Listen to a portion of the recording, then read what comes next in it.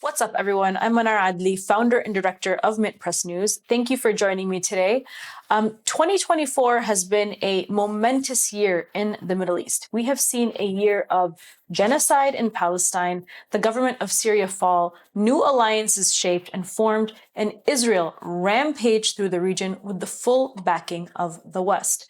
Now, today, new Syrian leader Abu Muhammad al-Jolani is promising to shake the country up. But both his past as a leader of al-Qaeda in Syria and his most recent actions signaling closer ties to Israel and the US have many in the region deeply worried. So what exactly does this mean as we head into 2025? I recently had Dr. Mohammed Marandi on to talk about the ramifications of this in the region, and also Syrian journalist Kivork Al-Maysan. And today I am glad to be joined by Ghadi Francis. She's an author, journalist, and war correspondent from Lebanon to talk more about the implications of what's happening in Syria on the ground. Welcome to the show, Ghadi. Thank you for having me. Of course. And so let's start by talking about Syria, since that's what is on everybody's minds, and everyone is really trying to make sense of what is happening on the ground there. The Assad government fell apart, and Assad himself left to Russia. Replacing him is Abu Muhammad al-Jolani. And so what have you made of this transition, and what is your reaction to this news? First of all, nomenclature is very important at that point because we are all falling into a narrative. This is not a leader, and he did not replace the president. This is someone who came to the presidential palace serving the Turkish and the Zionist purposes. He did not have a fight. There wasn't an actual battle. There were Turkish drones accompanying the media, and there were retreats from the Syrian army, and no actual fighting from anyone. So this is not a president. And this person, Abu Muhammad, ISIS, and we Lebanese, for instance, did not forget the tens of people that were bombed.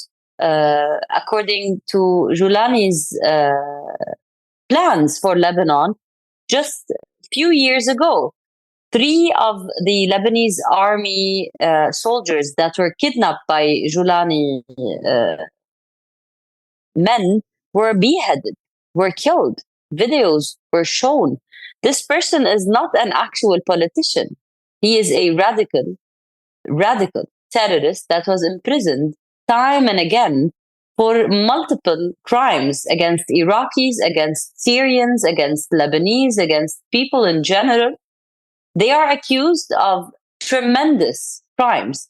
And just to add to all that list, today, as Assad goes and flees the country, there's a new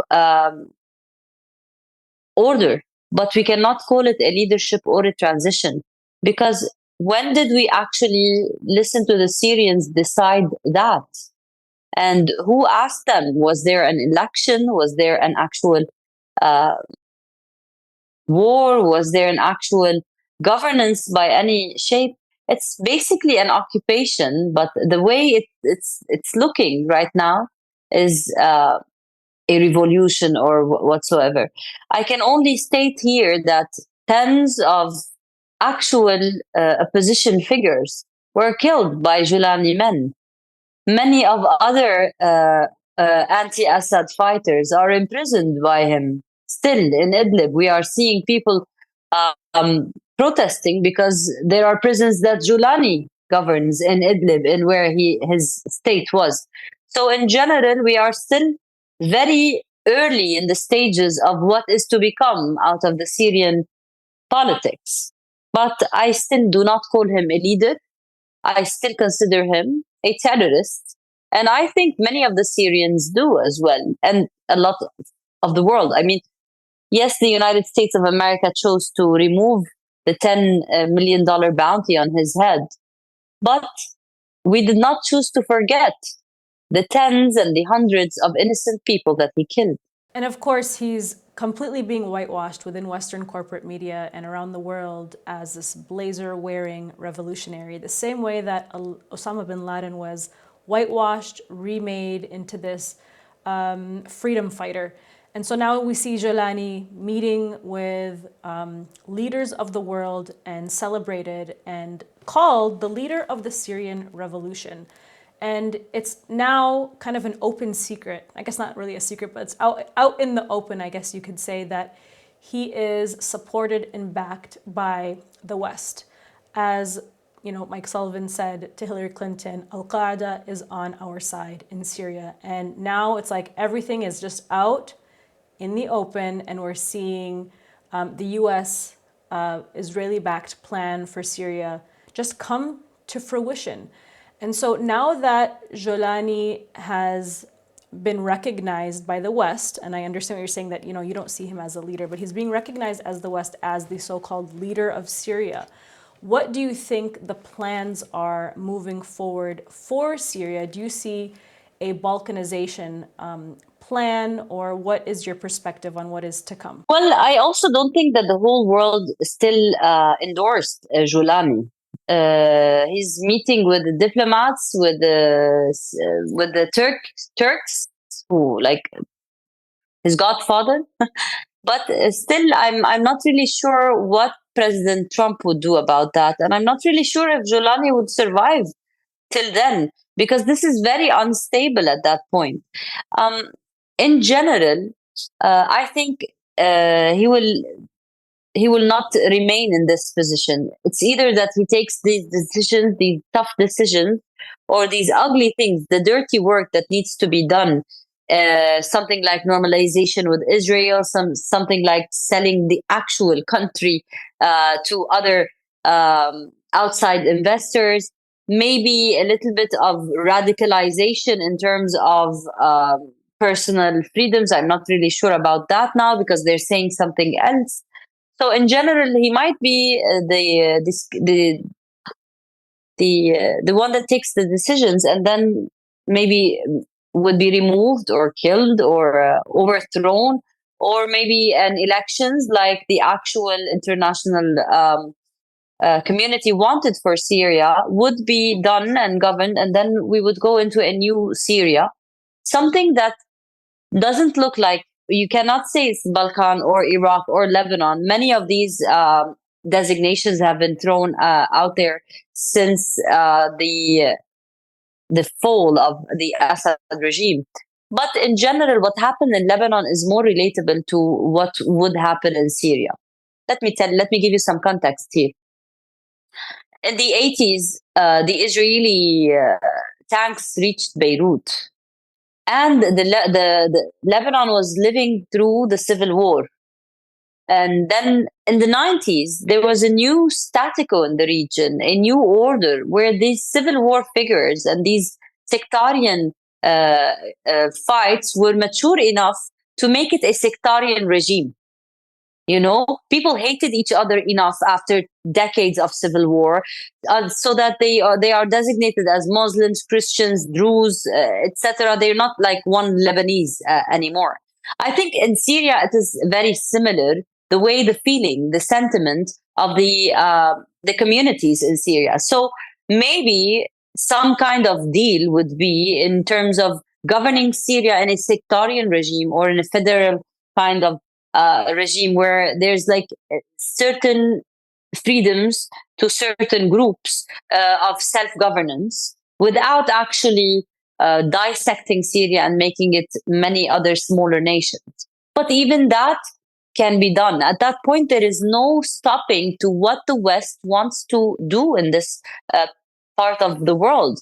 After the Gaza genocide, all is linked. After the Gaza genocide and the destructive war on Lebanon, which they failed in actually ending Hezbollah, but they still might come back again to do that. And what's happening in Syria, it is very obvious that there's a new order for the region. I'm not really sure at what point they would stop. Would they want to dissect Syria to partition it into like 3 smaller Syrias, or would they want to just govern it with a shape that is like Lebanon, as in a sectarian regime, and never stability. Like you can never actually make it stable. Stability is very hard to reach in such regimes where the West always has a hand, and the reach of the Western diplomacy and ambassadors and intelligence is very free. I mean, we could see that now in Syria. Everybody can go there. They even had Israeli TVs over there, and the first and the second day. Uh, I think I-24, Israeli I-24 was there reporting in the center of Damascus. So in that chaos, everything is possible. But after a civil war with the Israeli threat, I suppose Syria will go into more sectarian problems, and stability is not close. I doubt it.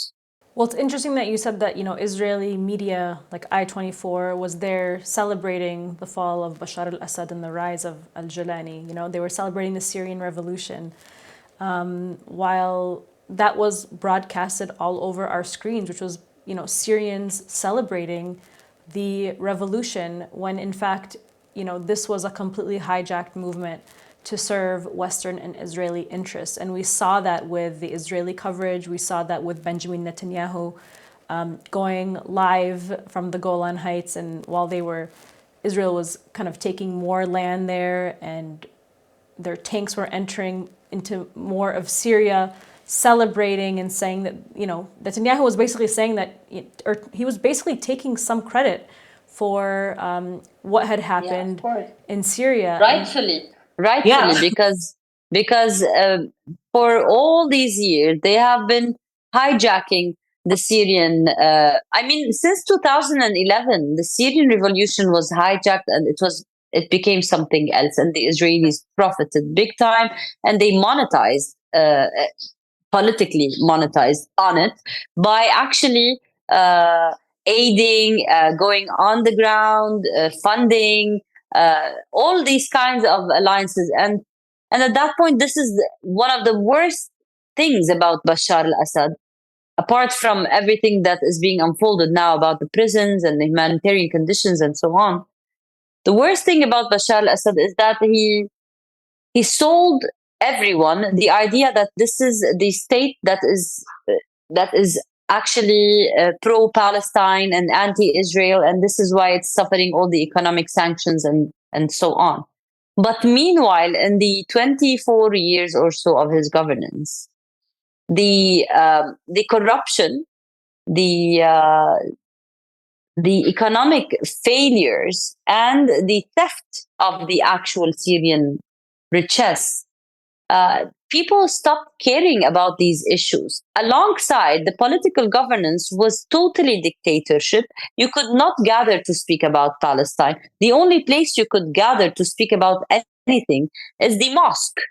And in the mosques, it was where the actual Salafism or radical Islamists could breed on the communities there. So the way that Bashar al-Assad governed Syria is actually why we are seeing these results right now. Journalists who are like me, I was personally deported from Syria for writing articles for a Safir newspaper in 2011, and I was banned from entering Syria for 2 years, while in that year, Bashar al-Assad freed Zahran Alloush from the prison. Zahran Alloush is a person that headed a radical Jabhat al-Nusra fighting group from a Damascene suburb after being freed from prison. So this is how they used to govern Syria. And this is why that is happening. I mean, there's another thing. Now people who are pro-Palestine, they look at how Israel destroyed anything that is weaponry in Syria. Rockets, planes, everything. In the first day, you all saw maybe more than 250 strikes. Everything. Everybody was thinking like all that weapons and arms and capacity Syria is losing. But all I could think about really, Mnar, was why didn't you use any of these against Israel? Not once. During this past year of genocide in Gaza, or not in Gaza, for us in Lebanon, during a 66 destructive world empire leading a war on us, the Lebanese people that stood by you, that paid blood for you. Bashar al-Assad, on the contrary, was not helping. He was actually serving the Emirati and the Saudi purposes by stopping the presence of Iranians and by not allowing Hezbollah to freely move and maneuver its movement, and even the weaponry. So the reality is, on the ground, Bashar al-Assad was not preserving the Palestinian cause or the movements or the groups that were fighting for Palestine. And he wasn't actually using all these capacities in the Syrian government, not even once. So, shall I be sad that we don't have the planes as native people? Yes, but these planes were never used. So you don't lose what you didn't have. They were parked there. They never even once tried to aid us in the past 25 years in something good. So we did not lose. Palestine did not lose in all that is happening, because everything in Syria was not being used for Palestine. And that's a legitimate and genuine sentiment that I've heard from a lot of Lebanese and even Palestinians who are suffering from Israeli aggression. And I've also heard others argue that how could Syria respond, not to defend those decisions, but how could Syria respond if, you've got a foreign insurgency taking place in your country and you're being attacked from all different directions. But I think that there was so much corruption that the government was not focused, as you said, and they were very much moving in the direction of appeasing the Gulf countries to get more money for some of those corrupt leaders. So it's an interesting conversation to have. But I want to go more into, the Palestinian resistance camps inside Syria, and the fact that Jolani himself has recently announced the closing down of Palestinian resistance camps in Syria. And now you made a couple of comments about the weapons not even being used for the cause of Palestine. So could you give us maybe a little bit of history of these Palestinian resistance camps inside Syria and Syria's role in the resistance, and what does Jolani's closing down of Palestinian resistance camps in Syria mean for the resistance and for Palestine? I know it's a threefold question, but if we can go one by one so that we can truly understand the significance of this. First of all, to be fair, the resistance part that Syria played is allowing these movements, allowing Hamas to have an office when everybody denied their presence for years and years. Allowing Hezbollah to move freely. This is how the Syrian state and Bashar al-Assad served that cause in the past. But there was no actual fighting happening there. When we go to this Palestinian camps or the Palestinian camps' weapons, it is frustrating to see him doing that instead of actually going further with his jihad to Jerusalem, like he had earlier promised. I'm speaking about Jolani now. But also, it is not surprising that they are doing that, because this is their way of serving and reassuring the West, the Turks, and everyone else. But we shouldn't be frustrated, because the Palestinian resistance camps in Syria were not actually the place where the resistance is happening. Maybe some people used to stay there, but the weapons there were not used for Palestine. The weapons that are used for Palestine should be in Palestine. So I think this is why we have heard many of the people saying that it's okay, because many of these groups were actually affiliated with the Syrian state at some point or so on. But in general, I think with the fall of the Syrian capacity as a state, and with the fall of this access, like partnership for the resistance, it is a minor casualty that the Palestinian camps in Damascus would not have weapons. It's a minor casualty in the losses of the resistance access during the past few months. And most recently, I interviewed Iranian professor Dr. Muhammad Marandi, and he talked a lot about how this is not really the end of the resistance, as a lot of people have been saying. It's more about re-strategizing the ways in which to support resistance movements in the region. And so I got to have his perspective from Iran, and it would be great to get your perspective on the future of the resistance movement in terms of... Definitely right. Yeah. Because I'm not speaking my wishes here. It's not wishful thinking. Mnar, in 1982, there was an Israeli tank in Beirut. In 2000, Lebanese people freed their prisons from the Israeli prisons in southern Lebanon and kicked the Israelis out. So this is a proactive, native, indigenous, righteous movement. It cannot stop. As long as we are breathing in our land, we are doing the act of resisting, because their purpose is to annihilate all of us and to take our land. That's it. So the act of resistance is every day, by breathing, by having heartbeats, by making families, by thriving, by learning new ways how to deliver our cause and our existence over here. And as per the actual weapons and the fighting groups as resistance groups, 1982, when everyone was thinking it's the end, the Israeli soldiers were having coffee in Hamra Street in the middle of Beirut, because they're that empowered and free. They didn't think anybody would say anything. They're having coffee in Wimpy, in Hamra, in the middle of the day. And a college student, an AUB student, American University of Beirut student named Khalid Alwan, he killed 3 soldiers like that. And basically he ended his future. He stopped being a college student at that point. He started becoming a resistance icon.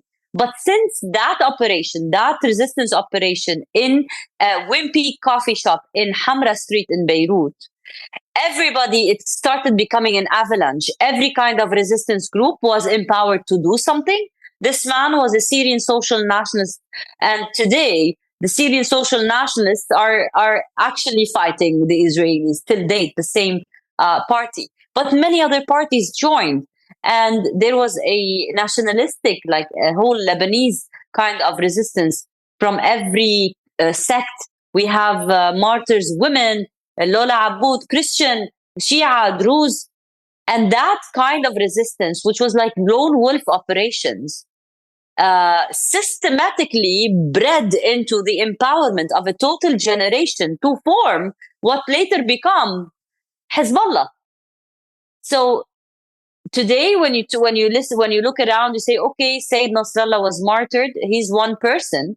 Okay, Syria fell. It was already devastated.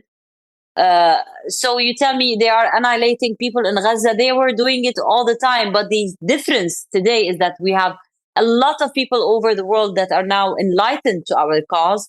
We have gained a lot of stamina and weapon making in handmade rockets, for God's sake, in Gaza, in ballistic missiles in Yemen that are stopping billion-dollar trade, in weapons like drones that are made in Lebanon by Lebanese young people. So these capacities as a people I can only see them as added up. And we are like stronger, we are more experienced. And the final defeat, if we want to call it a defeat, if some people think that fighting the whole empire and remaining on your ground is not a victory, I would take that narrative and say, okay, we were defeated last time. But if we were defeated, we learned a lot of new methods and tools to get back on our feet and continue our life here. And as long as we are here, this is our resistance. I cannot and I refuse to see it as the end, because this means I have to pack my things and go become a refugee and bring any birthright tourist from Manhattan and give him my home. Yeah. So it is only destiny for us to remain faithful and to remain believing in our rights. It's our right, you know.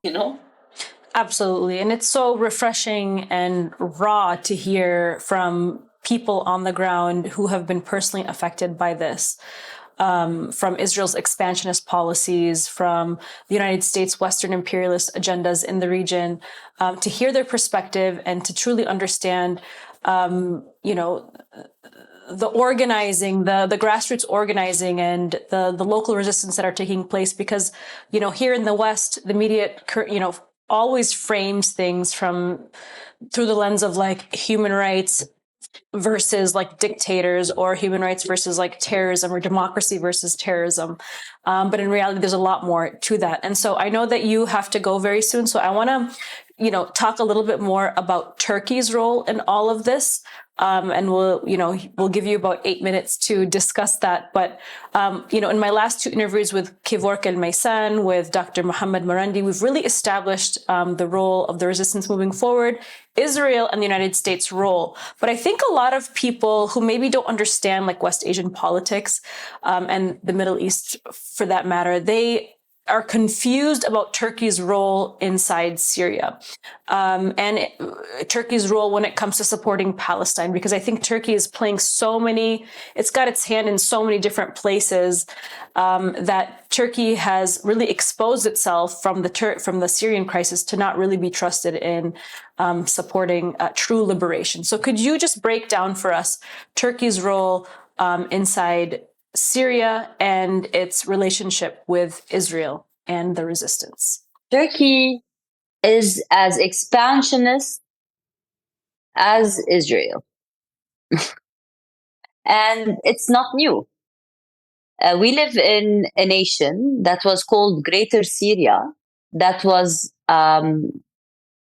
occupied by the Ottomans for something around 300 years. And it stretched from Lebanon to Syria to Iraq. This Nineveh, Aleppo, all of that was occupied by the Ottomans, and we were a part of the Ottoman Empire, but we were ruled by them in a dictatorship and in an occupation.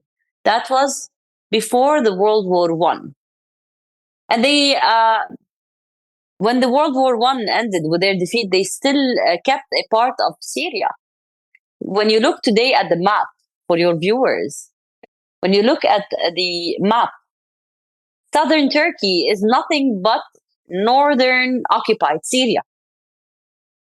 Ghazi Antab, Diyar Bakr, Mardin, these are areas that are historically Syria, not Turkey. I'm giving that insight just to tell you what Turkey is doing in northern Syria today. Many millions of Syrians have fled to Turkey. Many speak Turkish.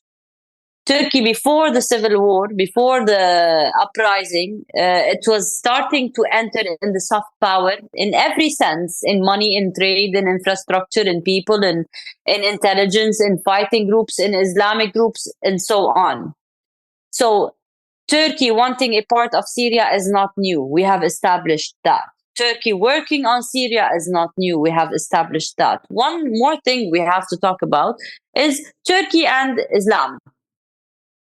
So Islamic Brotherhood has many shapes in the region. Qatar is Islamic Brotherhood. Turkey is Islamic Brotherhood. Hamas is Islamic Brotherhood. And this is where everybody gets mixed up, because Islamic Brotherhood in Qatar and in Turkey loves the West, does anything for the West. In Turkey, they say we love Gaza because they are Muslims like us, but they keep on fueling the Israelis as they annihilate the Gaza people, because they don't really care about them. Even Islam was a tool for their expansionism. If they actually cared about the Gazan people, at least they wouldn't support Israel as it carried on a genocide. Pumping Israel with the oil. Yeah. Exactly. So in general, the Turkish role in the Middle East and in the region is always trying to serve Turkish purposes. And this is what every nation does, rightfully does. Now, the problem is with us being weak and not confronting it, with us being, we need a lot of work on our culture and our educational systems to understand that having the same religion does not mean you can occupy my land. I mean, I've never thought about getting the Italians to rule me because I'm a Catholic and Vatican is in Italy. Why does Erdogan has a right in ruling our land because he's from the same religion? This is absolutely absurd. But people are, because of the sectarian wars, because of the problems, because of the poverty, because of the fueled propaganda for always fighting in each other. So they really are too sectarian to understand that even if he's a Sunni, Erdogan is an expansionist colonial power taking your land right now.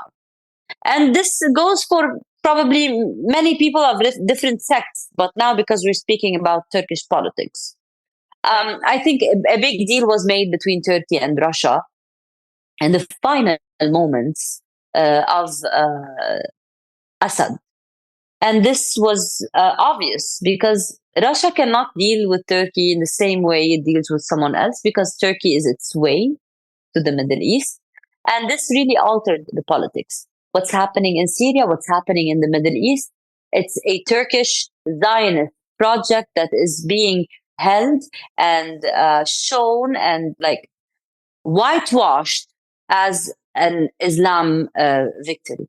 And Ghadi, I know that you have to get going here, so we'll wrap up this conversation, but I hope that we can continue it and possibly do a part two so that we can get to the other nitty-gritty details of what's happening in Syria, like talk about the Kurds and what the future for them holds, and also U.S. occupation in the region and the resources, pipelines, oil, gas, all of the things that will kind of complete this entire picture for us to truly understand the ramifications and implications of these new developments inside Syria. But always a pleasure, and learned so much from you, and we appreciate you being on with us today. Thank you so much, Mnar, for having me, and excuse me for the time, but it's Christmas times, and as we told you, we're waiting for the Italians to come save us Catholics here. So I need to join the family, and I needed to really go now. But hopefully, in the coming conversations, we can also discuss Lebanon and Palestine, and hopefully next time we meet, a little peace and respite would be served to our people. Absolutely. Ghadi, thank you so much, and I hope to have you on again. Thank you, and happy holidays to you and your family. Thank you.